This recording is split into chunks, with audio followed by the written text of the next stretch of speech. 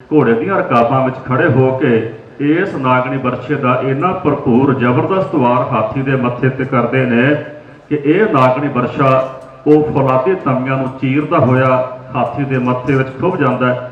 ਬੜੀ ਫੁਰਤੀ ਨਾਲ ਦਲ ਤਾੜਦਾ ਹੋਇਆ ਪਿਛਾਂਹ ਨੂੰ ਮੁੜ ਜਾਂਦਾ ਹੈ ਤੇ ਭਾਈ ਬਚਿੱਤਰ ਸਿੰਘ ਸਾਹਿਬ ਫਤਿਹ ਪਾ ਕੇ ਗੁਰੂ ਚਰਨਾਂ ਵਿੱਚ ਆ ਕੇ ਹਾਜ਼ਰ ਹੁੰਦੇ। ਦਾ ਨਾਮ ਹੈ ਕਰਪਾ ਬਰਛਾ, ਹੱਥ ਵਰਗਾ ਚੌੜਾ ਹੋਣ ਕਰਕੇ ਇਸ ਦਾ ਨਾਮ ਹੈ ਕਰਪਾ ਬਰਛਾ। ਇਸ ਵਰਛੇ ਦੇ ਨਾਲ ਇਤਿਹਾਸ ਦੀਆਂ ਦੋ ਸਾਖੀਆਂ ਪ੍ਰਸਿੱਧ ਨੇ। ਦਸ਼ਮੇਸ਼ ਪਿਤਾ ਜੀ ਦਾ ਆਨੰਦ ਕਾਰਜ ਗੁਰੂ ਕੇ ਲਾਹੌਰ ਸਾਹਿਬ ਵਿਖੇ ਮਾਤਾ ਜੀਤੋ ਜੀ ਦੇ ਨਾਲ ਹੋਣਾ ਸੀ। ਸਥਾਨਕ ਸੰਗਤ ਨੇ ਬੇਨਤੀ ਕੀਤੀ, ਮਹਾਰਾਜ ਇੱਥੇ ਪੀਣ ਵਾਲੇ ਪਾਣੀ ਦੀ ਬੜੀ ਭਾਰੀ ਕਿੱਲਤ ਹੈ। ਸਤਿਗੁਰਾਂ ਨੇ ਇਹ ਕਰਪਾ ਬਰਛਾ ਆਪਣੇ ਹੱਥ ਵਿੱਚ ਲੈ ਕੇ ਧਰਤੀ ਵਿੱਚ ਵੱਖ-ਵੱਖ 3 ਥਾਵਾਂ ਤੇ ਮਾਰ ਕੇ ਪੁੱਟਿਆ ਔਰ ਤਿੰਨਾਂ ਹੀ ਥਾਵਾਂ ਤੋਂ ਨਿਰਮਲ ਜਲ ਦੀਆਂ ਧਾਰਾ ਵਹਿ ਤੁਰੀਆਂ। ਨਾਮ ਰੱਖ ਦਿੱਤਾ ਤਰਵੈਣੀ ਸਾਹਿਬ। ਗੁਰਸਿੱਖ ਸੰਗਤਾਂ ਨੇ, ਇਲਾਕਾ ਨਿਵਾਸੀ ਸੰਗਤਾਂ ਨੇ ਉਸ ਸੀਤਲ ਜਲ ਨੂੰ ਛਕਿਆ, ਸ਼ਾਂਤੀ ਪ੍ਰਾਪਤ ਕੀਤੀ। ਇਹ ਅਸਥਾਨ ਗੁਰਦੁਆਰਾ ਗੁਰੂ ਕੇ ਲਾਹੌਰ ਸਾਹਿਬ ਦੇ ਬਿਲਕੁਲ ਸਾਹਮਣੇ ਸੁਭਾਇਮਾਨ ਹੈ। ਭਾਈ ਸਾਹਿਬ ਜੀ ਮੈਦਾਨੇ ਜੰਗ ਵਿੱਚ ਆਉਂਦੇ ਨੇ, ਰਾਜੇ ਦੇ ਨਾਲ ਭੇਂਟ ਹੁੰਦੀ ਹੈ। ਉਹਦੇ ਵਾਰਾਂ ਤੋਂ ਬਚਦੇ ਹੋਏ ਆਪਣੇ ਸ੍ਰੀ ਸਾਹਿਬ ਦਾ ਇੰਨਾ ਭਰਪੂਰ ਵਾਰ ਉਹਦੀ ਗਰਦਨ ਤੇ ਕਰਦੇ ਨੇ ਕਿ ਉਹਦਾ ਸਿਰ ਧੜ ਤੋਂ ਅਲੱਗ ਹੋ ਜਾਂਦਾ ਹੈ। ਇਸ ਕਰਪੇ ਬਰਛੇ ਵਿੱਚ ਰਾਜੇ ਦਾ ਸਿਰ ਪਰੋ ਕੇ ਤੇ ਭਾਈ ਸਾਹਿਬ ਪਿਛਾਂਹ ਨੂੰ ਮੁੜਦੇ ਨੇ। ਪਿੱਛੋਂ ਗੋਲੀਆਂ ਤੇ ਤੀਰਾਂ ਦੀ ਵਰਖਾ ਕੀਤੀ ਜਾਂਦੀ ਹੈ। ਕੋਈ ਵੀ ਗੋਲੀ ਜਾਂ ਤੀਰ ਭਾਈ ਸਾਹਿਬ ਨੂੰ ਨਹੀਂ ਲੱਗਦਾ, ਪਰ 2 ਗੋਲੀਆਂ ਇਸ ਬਰਛੇ ਉੱਪਰ ਜ਼ਰੂਰ ਲੱਗਦੀਆਂ ਨੇ। ਇੱਕ ਗੋਲੀ ਦਾ ਨਿਸ਼ਾਨ ਬਰਛੇ ਦੀ ਮੁਖੀ ਉੱਪਰ ਸਾਹਮਣੇ ਦਰਸ਼ਨ ਕਰ ਸਕਦੇ ਹੋ ਮੌਜੂਦ ਹੈ। ਇੱਕ ਗੋਲੀ ਦਾ ਨਿਸ਼ਾਨ ਇਸ ਬਰਛੇ ਦੇ ਪਿਛਲੇ ਪਾਸੇ ਮੁੱਠੇ ਦੇ ਉੱਤੇ ਆਪ ਦਰਸ਼ਨ ਕਰ ਸਕਦੇ ਹੋ ਮੌਜੂਦ ਹੈ। ਭਾਈ ਸਾਹਿਬ ਜੀ ਦੀ ਬਹਾਦਰੀ ਦੀ ਇਹ ਨਿਸ਼ਾਨੀ ਕਰਪਾ ਬਰਛਾ ਤਖਤ ਸਾਹਿਬ ਵਿਖੇ ਸੁਭਾਇਮਾਨ ਹੈ। ਭਗਤ ਜੀ, ਇਹ ਬੰਦੂਕ ਦਸ਼ਮੇਸ਼ ਪਿਤਾ ਜੀ ਦੇ ਦਸਤੇ ਮੁਬਾਰਕ ਦੀ ਬੰਦੂਕ ਹੈ। ਇਹ ਕਿਸੇ ਗੁਰੂ ਕੇ ਪਿਆਰੇ ਸਿੱਖ ਨੇ ਤਿਆਰ ਕਰਕੇ ਗੁਰੂ ਸਾਹਿਬ ਨੂੰ ਭੇਟ ਕੀਤੀ। ਇਹਦੀ ਬੈਰਲ ਦੇ ਉੱਪਰ ਉਰਦੂ ਅੱਖਰਾਂ ਵਿੱਚ ਲਿਖਿਆ ਹੋਇਆ ਹੈ, ਕਾਰਖਾਨਾ ਲਾਹੌਰ। ਸਤਿਗੁਰਾਂ ਦੇ ਦਸਤੇ ਮੁਬਾਰਕ ਦੀ ਇਹ ਬੰਦੂਕ ਤਖਤ ਸਾਹਿਬ ਵਿਖੇ ਸੁਭਾਇਮਾਨ ਹੈ। ਗੁਰਮੁਖੋ, ਇਸ ਪਾਵਨ ਸ਼ਸਤਰ ਦਾ ਨਾਮ ਹੈ ਸੈਫ, ਦੂਸਰਾ ਇਸ ਦਾ ਨਾਮ ਹੈ ਜ਼ੁਲਫਕਾਰ। ਇਸਲਾਮ ਧਰਮ ਦਾ ਇਹ ਪੈਗੰਬਰੀ ਬਹੁਤ ਪਵਿੱਤਰ ਸ਼ਸਤਰ ਹੈ। ਹਜ਼ਰਤ ਮੁਹੰਮਦ ਸਾਹਿਬ ਇਸ ਸ਼ਸਤਰ ਨੂੰ ਆਪਣੇ ਹੱਥਾਂ ਵਿੱਚ ਪਕੜ ਕੇ ਰੱਖਿਆ ਕਰਦੇ ਸਨ। ਔਰੰਗਜ਼ੇਬ ਬਾਦਸ਼ਾਹ ਜਦੋਂ ਮੱਕੇ ਦੀ ਜ਼ਿਆਰਤ ਕਰਨ ਵਾਸਤੇ ਜਾਂਦਾ ਹੈ, ਉੱਥੋਂ ਦੇ ਖਲੀਫੇ ਇਹ ਜਾਣ ਕੇ ਇਹ ਸੈਫ ਉਹਨੂੰ ਭੇਟ ਕਰਦੇ ਨੇ ਕਿ ਔਰੰਗਜ਼ੇਬ ਨੇ ਹਿੰਦੁਸਤਾਨ ਵਿੱਚ ਇਸਲਾਮ ਦੇ ਵਾਧੇ ਵਾਸਤੇ ਬਹੁਤ ਕੰਮ ਕੀਤਾ। ਔਰੰਗਜ਼ੇਬ ਬਾਦਸ਼ਾਹ ਇਹ ਸੈਫ ਨੂੰ ਲਿਆ ਕੇ ਬੜੇ ਅਦਬ ਸਹਿਤ ਆਪਣੇ ਤੋਸ਼ੇਖਾਨੇ ਵਿੱਚ ਆਗਰੇ ਦੇ ਕਿਲੇ ਵਿੱਚ ਰੱਖ ਦਿੰਦਾ ਹੈ। ਉਹਦੀ ਮੌਤ ਹੋ ਜਾਣ ਤੋਂ ਬਾਅਦ ਉਹਦੇ 2 ਪੁੱਤਰਾਂ ਤਾਰਾ ਆਜਮ ਅਤੇ ਸ਼ਹਿਜ਼ਾਦਾ ਮੁਅੱਜ਼ਮ ਵਿੱਚ ਤਖਤ ਹਾਸਲ ਕਰਨ ਵਾਸਤੇ ਲੜਾਈ ਸ਼ੁਰੂ ਹੁੰਦੀ ਹੈ। ਸ਼ਹਿਜ਼ਾਦਾ ਮੁਅੱਜ਼ਮ ਭਾਈ ਨੰਦ ਲਾਲ ਸਾਹਿਬ ਜੀ ਦੇ ਰਾਹੀਂ ਗੁਰੂ ਸਾਹਿਬ ਕੋਲ ਆ ਕੇ ਬੇਨਤੀ ਕਰਦਾ, ਮਹਾਰਾਜ ਜੇਕਰ ਆਪ ਦੀ ਜੰਗ ਵਿੱਚ ਮੇਰੀ ਸਹਾਇਤਾ ਕਰੋ ਤੇ ਮੈਂ ਆਪਣਾ ਹੱਕ ਹਿੰਦੁਸਤਾਨ ਦਾ ਤਖਤ ਹਾਸਲ ਕਰ ਸਕਦਾ ਹਾਂ। ਸਤਿਗੁਰਾਂ ਨੇ ਉਹਦੀ ਬੇਨਤੀ ਨੂੰ ਪ੍ਰਵਾਨ ਕੀਤਾ, ਜੰਗ ਵਿੱਚ ਉਹਦੀ ਸਹਾਇਤਾ ਕੀਤੀ। ਉਹ ਜੰਗ ਜਿੱਤ ਜਾਂਦਾ ਹੈ। ਆਪਣੇ ਨਾਮ ਨਾਲ ਉਹ ਲਕਬ ਲਾ ਲੈਂਦਾ ਹੈ ਬਹਾਦਰ ਸ਼ਾਹ। ਗੁਰੂ ਸਾਹਿਬ ਨੂੰ ਕਿਤੇ ਹੋਰ ਕੀਮਤੀ ਵਸਤੂਆਂ ਭੇਟ ਕਰਦਾ ਹੈ। ਉੱਥੇ ਆਪਣਾ ਇਹ ਪੈਗੰਬਰੀ ਸ਼ਸਤਰ ਗੁਰੂ ਸਾਹਿਬ ਨੂੰ ਇਹ ਕਹਿ ਕੇ ਭੇਟ ਕਰਦਾ ਕਿ ਮਹਾਰਾਜ ਇਹ ਇਸਲਾਮ ਧਰਮ ਦਾ ਪੈਗੰਬਰੀ ਸ਼ਸਤਰ ਹੈ। ਹਜ਼ਰਤ ਮੁਹੰਮਦ ਸਾਹਿਬ ਇਸ ਸ਼ਸਤਰ ਨੂੰ ਆਪਣੇ ਹੱਥਾਂ ਵਿੱਚ ਪਕੜਿਆ ਕਰਦੇ ਸਨ। ਆਪ ਜੀ ਕਬੂਲ ਫਰਮਾਓ, ਕਿਉਂਕਿ ਇਸ ਵੇਲੇ ਸੰਸਾਰ ਵਿੱਚ ਤੁਹਾਡੇ ਤੋਂ ਵੱਡਾ ਹੋਰ ਕੋਈ ਪੈਗੰਬਰ ਨਹੀਂ। ਸਤਿਗੁਰਾਂ ਨੇ ਉਹ ਦਿੱਤੀ ਹੋਈ ਭੇਟ ਨੂੰ ਪ੍ਰਵਾਨ ਕੀਤਾ, ਕਬੂਲ ਕੀਤਾ। ਉਦੋਂ ਤੋਂ ਇਹ ਸਾਹਿਬ ਖਾਲਸਾ ਪੰਥ ਦੇ ਪਾਸ ਹੈ ਔਰ ਤਖਤ ਸਾਹਿਬ ਵਿਖੇ ਬਹੁਤ ਅਦਬ ਸਹਿਤ ਬਿਰਾਜਮਾਨ ਕੀਤੀ ਹੋਈ ਹੈ। ਗੁਰੂ ਸਵਾਇਓ, ਇਹ ਦੋਨੋਂ ਸ਼ਸਤਰ ਗੁਰੂ ਸਾਹਿਬ ਦੇ ਕਮਰ ਕੱਸੇ ਦੇ ਸ਼ਸਤਰ ਨੇ। ਸੱਜੇ ਹੱਥ ਵਾਲੇ ਸ਼ਸਤਰ ਦਾ ਨਾਮ ਹੈ ਸ਼ਮਸ਼ੀਰੇ ਤੇਗ। ਦੁਸ਼ਮਣ ਜੰਗ ਵਿੱਚ ਆਪਣੇ ਸਰੀਰ ਉੱਪਰ ਲੋਹੇ ਦੀਆਂ ਤਾਰਾਂ ਦਾ ਬਣਿਆ ਹੋਇਆ ਕੋਟ, ਜਿਸ ਨੂੰ ਆਪਾਂ ਸੰਜੋਗ ਆਖਦੇ ਹਾਂ, ਉਹ ਪਹਿਨ ਕੇ ਰੱਖਦਾ ਹੈ। ਸਤਿਗੁਰੂ ਜੀ ਇਸ ਸ਼ਮਸ਼ੀਰੇ ਤੇਗ ਨਾਲ ਦੁਸ਼ਮਣ ਦੇ ਸਰੀਰ ਉੱਪਰ ਪੁਰਜ਼ੋਰ ਵਾਰ ਕਰਦੇ। ਇਹ ਸ਼ਮਸ਼ੀਰੇ ਤੇਗ ਲੋਹੇ ਦੀਆਂ ਤਾਰਾਂ ਨੂੰ ਕੱਟ ਕੇ ਦੁਸ਼ਮਣ ਦੇ ਅੰਦਰ ਧੱਸ ਕੇ ਤੇ ਉਹਨੂੰ ਸਦਾ ਦੀ ਨੀਂਦ ਸੁਆਂਦਿਆ ਕਰਦੀ ਸੀ। ਇਸ ਦਾ ਨਾਮ ਹੈ ਸ਼ਮਸ਼ੀਰੇ ਤੇਗ। ਭਾਈ ਸਾਹਿਬ ਦੇ ਖੱਬੇ ਹੱਥ ਵਿੱਚ ਜਿਹੜਾ ਸ਼ਸਤਰ ਹੈ, ਇਸ ਦਾ ਨਾਮ ਹੈ ਦਾਹੇ ਅਹਿਨੀ।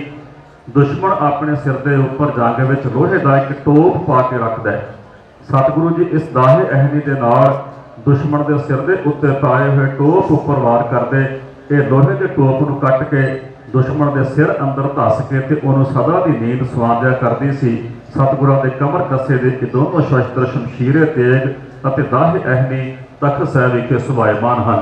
ਗੁਰ ਸੰਗਤ ਜੀ, ਭਾਈ ਸਾਹਿਬ ਜੀ ਦੇ ਸੱਜੇ ਹੱਥ ਵਿੱਚ ਜਿਹੜਾ ਸ਼ਸਤਰ ਹੈ, ਇਸ ਦਾ ਨਾਮ ਹੈ ਚੱਕਰ। ਇਹ ਕਿਸੇ ਗੁਰੂ ਕੇ ਪਿਆਰੇ ਸਿੱਖ ਨੇ ਤਿਆਰ ਕਰਕੇ ਇਸ ਦੇ ਉੱਪਰ ਸਤਿਗੁਰਾਂ ਦੀ ਪਾਵਨ ਬਾਣੀ ਜਪਜੀ ਸਾਹਿਬ ਜੀ ਦੀਆਂ 22 ਪੌੜੀਆਂ ਉੱਕਰ ਕੇ ਗੁਰੂ ਸਾਹਿਬ ਜੀ ਨੂੰ ਭੇਟ ਕੀਤਾ। ਸਤਿਗੁਰਾਂ ਨੇ ਗੁਰਬਾਣੀ ਔਰ ਸ਼ਸਤਰ ਦਾ ਸਨਮਾਨ ਕਰਦਿਆਂ ਹੋਇਆ ਇਸ ਚੱਕਰ ਨੂੰ ਆਪਣੇ ਸੀਸ ਉੱਪਰ ਸਜਾਏ ਹੋਏ ਦੁਮਾਲੇ ਉੱਤੇ ਸਜਾਉਣਾ ਕੀਤਾ, ਜੋ ਸਾਨੂੰ ਸਾਰਿਆਂ ਨੂੰ ਇਹ ਸਿੱਖਿਆ ਦਿੰਦਾ ਹੈ ਕਿ ਹਰ ਇੱਕ ਸਿੱਖ ਵਾਸਤੇ ਗੁਰਬਾਣੀ ਔਰ ਸ਼ਸਤਰ ਦਾ ਸਨਮਾਨ ਕਰਨਾ ਕਿੰਨਾ ਜ਼ਰੂਰੀ ਹੈ।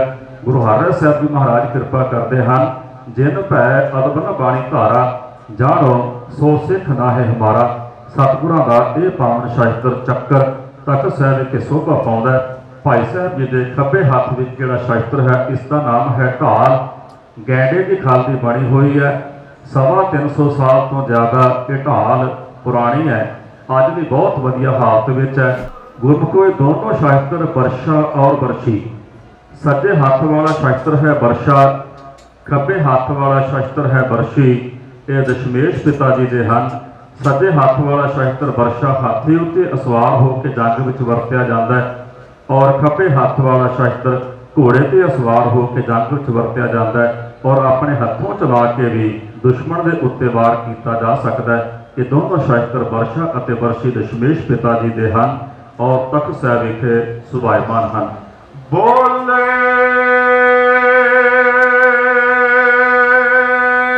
ਸੋ ਨਿਹਾਲ, ਸਤਿ ਸ੍ਰੀ ਅਕਾਲ। मेरी सदा तो दबाना तो मुमकिन है, बदलते जमाने की रफ्तार कौन रोकेगा। फसीलो आतशो हम बहुत बुलंद से ही आत की ललकार कौन रोकेगा।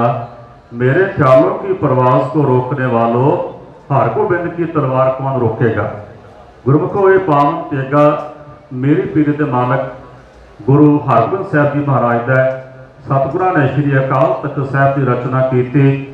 तखत ते सुभायमान हो के मेरे अते पीरी दीआं 2 किरपानां धारण कीतियां और समुची सिख कौम नूं शस्त्रधारी होण दे हुक्मनामे जारी कीते, जिस तो सानूं ये सिੱਖਿਆ ਲੈਣੀ ਚਾਹੀਦੀ है कि हर एक सिख वास्ते शस्त्रधारी होना कितना कुछ जरूरी है।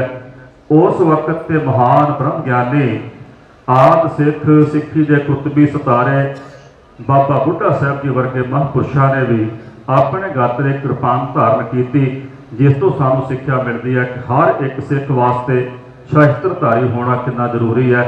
दशमेश पिता जी का वचन है, बिना तेग के संग नरम भेड़ जानो, गहे कान तां को किते लै सिधानो। यह मोर आज्ञा सुन होरे प्यारे, बिना तेग के संग न देव दिदारे। जब हमरे दर्शन को आवो, करे स्नान तन शस्त्र सजाओ। शस्त्र तो बिना ते केसां तो बिना सिख भेड़ दी न्याई है। गहे कान तां को किते लै सिधानो, जेड़े पासे मर्जी को कन्नों फड़ के लै जाए वो सिख भेड़ वर्गा है, जिहड़ा केसां नूं धारण नहीं करता और शस्त्र धारण नहीं करता। सो सानू सब नूं केसाधारी होना चाहिए, अमृतधारी होना चाहिए, शस्त्रधारी होना चाहिए, क्योंकि गुरु साहब का वचन है, प्रथम रहती हजान खंडे की पाहुल छकै, सोई सिंह प्रधान अवरना पाहुल जो लै। सिख की सब तो पहली रहत खंडे बाटे का अमृत छकना, बाकी दी रहतां उस तो बाद विच शुरू हुंदियां हन। मेरी पीर दे मालक दी ये पावन निशानी तेगा तख्त साहिब विखे शोभा पाउंदा है। बोले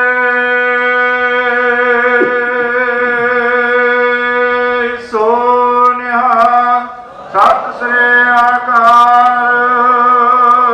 मैं हाँ तेग ते कढ़ लै तेग तू भी, 1 2 नहीं परख लै 100 तेगा। मैं ते जमद्या तेगा दी शां माणी, वेख पिता दे पैंडियां 2 तेगा। मेरे पिता दी अणख ते वीरता, ते रिहा परखदा तेरा प्यो तेगा।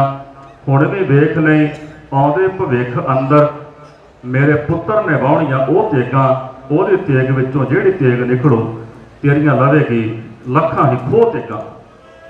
भाई साहब जी के सज्जे हाथ में जी श्री साहब है, ये 9वें पातशाह गुरु तेग बहादुर साहब जी महाराज की है। 9वें पातशाह गुरु तेग बहादुर साहब जी महाराज ने अपने पिता गुरदेव मेरी पीर के मालक गुरु हरगोबिंद साहब जी महाराज के नाल सहायता करदਿਆਂ ਹੋਇਆ करतारपुर की जंग लड़ी। ਵੀਰਤਾ ਵੇਖ ਕੇ, ਸੂਰਮਤਾਈ ਵੇਖ ਕੇ ਮੇਰੀ ਪੀਰ ਦੇ ਮਾਲਕ ਨੇ ਲਕਬ ਦੇ ਦਿੱਤਾ ਤੇਗ ਬਹਾਦਰ। ਇਹ ਸ੍ਰੀ ਸਾਹਿਬ ਦੇ ਉੱਪਰ ਲਿਖਿਆ ਹੋਇਆ ਹੈ ਸਤਿ ਸ਼੍ਰੀ ਅਕਾਲ ਤੇਗ ਬਹਾਦਰ ਸੰਮਤ 1713। ਭਾਈ ਸਾਹਿਬ ਜੀ ਦੇ ਖੱਬੇ ਹੱਥ ਵਿੱਚ ਜਿਹੜੀ ਸ੍ਰੀ ਸਾਹਿਬ ਹੈ ਇਹ ਦਸ਼ਮੇਸ਼ ਪਿਤਾ ਜੀ ਦੇ ਗਾਤਰੇ ਦੀ ਸ੍ਰੀ ਸਾਹਿਬ ਹੈ। ਇਹਦੇ ਉੱਪਰ ਲਿਖਿਆ ਹੋਇਆ ਹੈ ਸ੍ਰੀ ਭਗਵਤੀ ਜੀ ਸਹਾਇ ਗੁਰੂ ਗੋਬਿੰਦ ਸਿੰਘ ਪਾਤਸ਼ਾਹੀ 10। ਦੂਜੇ ਪਾਸੇ ਵੀ ਲਿਖਿਆ ਹੋਇਆ ਹੈ ਪਾਤਸ਼ਾਹੀ 10।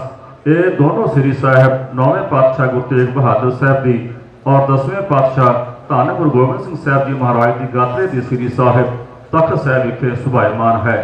ਬੋਲੇ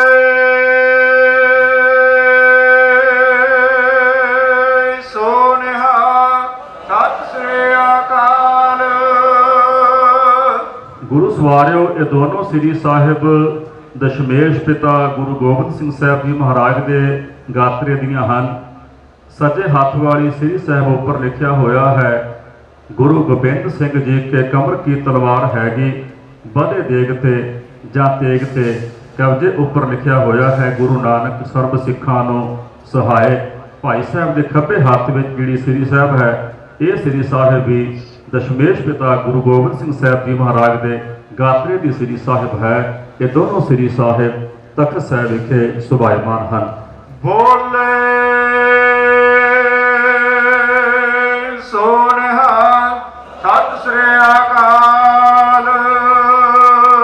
ਗੁਰ ਸੰਗਤ ਜੀ, ਇਸ ਸ਼ਸਤਰ ਦਾ ਨਾਮ ਹੈ ਭਾਲਾ। ਇਹ ਫੌਲਾਦੀ ਭਾਲਾ ਹੈ। ਦਸਮ ਪਾਤਸ਼ਾਹ ਜੀ ਇਸ ਭਾਲੇ ਨੂੰ ਆਪਣੇ ਦਸਤੇ ਮੁਬਾਰਕ ਵਿੱਚ ਰੱਖਿਆ ਕਰਦੇ ਸਨ। ਜਦ ਵੀ ਟਹਿਲਣ ਵਾਸਤੇ ਜਾਇਆ ਕਰਦੇ ਸਨ ਤਾਂ ਇਹ ਸਤਿਗੁਰਾਂ ਦੇ ਹੱਥ ਵਿੱਚ ਹੋਇਆ ਕਰਦਾ ਸੀ। ਗਾਹੇ ਬਗਾਹੇ ਕੋਈ ਦੁਸ਼ਮਣ ਹੱਲਾ ਕਰ ਦੇਵੇ ਤੇ ਸਤਿਗੁਰੂ ਜੀ ਇਸ ਭਾਲੇ ਦੇ ਨਾਲ ਦੁਸ਼ਮਣ ਨੂੰ ਪਾਰ ਬੁਲਾ ਦਿਆ ਕਰਦੇ ਸਨ। ਇਸ ਭਾਲੇ ਦੇ ਬਾਰੇ ਇਹ ਪ੍ਰਸਿੱਧ ਹੈ ਕਿ ਜੇਕਰ ਕੋਈ ਬਾਜੂਆਂ 'ਚ ਤਾਕਤ ਵਾਲਾ ਕੋਈ ਹੋਵੇ, ਜ਼ੋਰ ਵਾਲਾ ਕੋਈ ਹੋਵੇ ਤੇ ਇਸ ਭਾਲੇ ਨੂੰ ਕੰਧ ਵਿੱਚ ਵੀ ਮਾਰੇ। ਇਹ ਭਾਲਾ ਕੰਧ ਵਿੱਚੋਂ ਵੀ ਪਾਰ ਹੋ ਸਕਦਾ ਹੈ। ਦਸਮ ਪਾਤਸ਼ਾਹ ਜੀ ਦਾ ਦਸਤੇ ਮੁਬਾਰਕ ਦਾ ਇਹ ਭਾਲਾ ਤਖਤ ਸਾਹਿਬ ਇੱਕ ਸ਼ੋਭਾ ਪਾਉਂਦਾ ਹੈ।